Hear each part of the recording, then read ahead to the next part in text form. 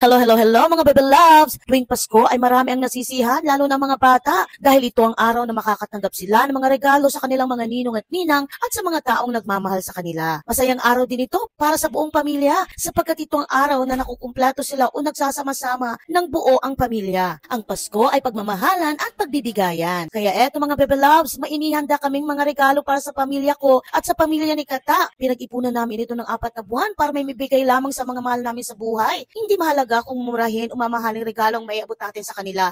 Ang importante, naalala natin sila at nakapagbibigay tayo ng kasiyahan kahit papano. Merry Christmas! Salamat po! Pupunta ako ngayon sa isang bahay kila ate para ibigay itong mga gifts ko sa kanila.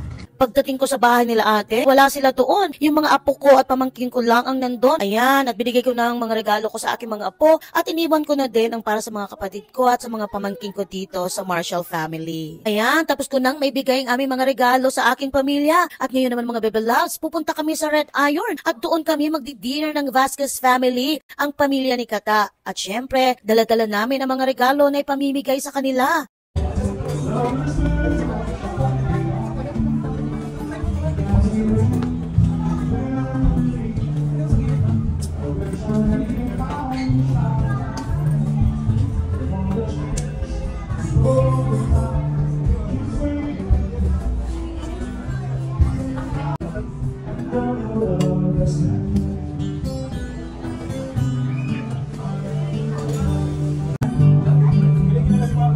So many souls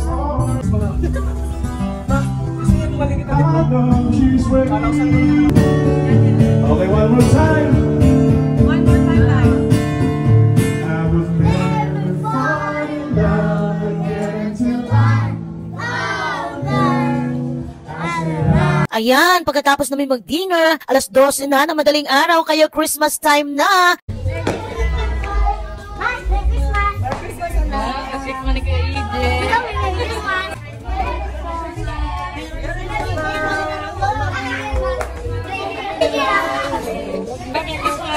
We have something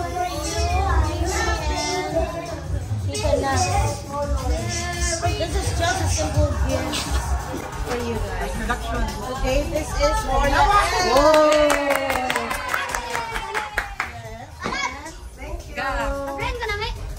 Tito Pipit. Where is Tito Pipit? sleeping.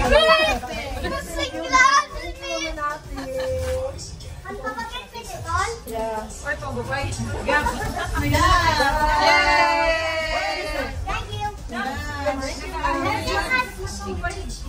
EJ!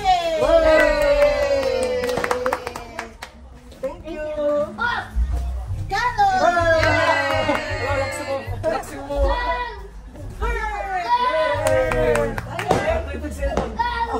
Yan na. Okay.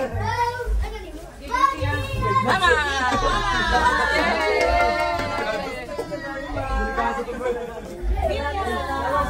Alright na. Ito lang. Samila! Yay! Sing-sing na niya. Samila! Samila! Arigato! Arigato! Julius and Rudy!